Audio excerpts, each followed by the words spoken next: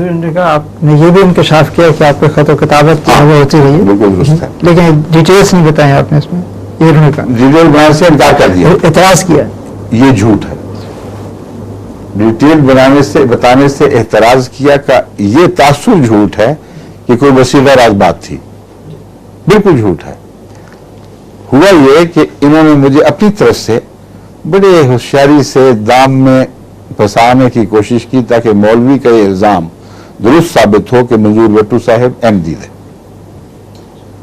اچھا اب ہم بیٹھے ہیں تو یہ بات بھی، یہ راز سربستہ راز بھی پھر کھل جائے کہ منظور بٹو صاحب تو احمدی تھے نا بیچ میں سے.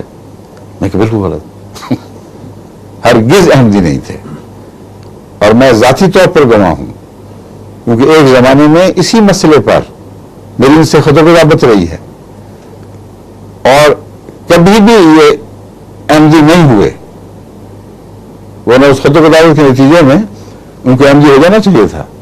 یعنی مضمون تو میں بتا چکا ہوں، اس کی تفصیل کی مجھے کیا ضرورت تھی، نہ مجھے پوری یاد تھی کہ کیا کیا بحثیں اٹھائیں، کیا کیا جوابات میں نے دیے. مگر یہ بہت پرانی بات ہے، اس وقت منظور بٹو صاحب سیاست میں نہیں تھے. اس زمانے میں ان کو ایک مربی ہوا کرتے تھے، انہوں نے جو چکے کہ والد محترم کے پاس آیا جایا کرتے تھے، ان سے بھی ان کا رابطہ ہوا، انہوں نے میرا بھی تعارف بھی کروایا تھا.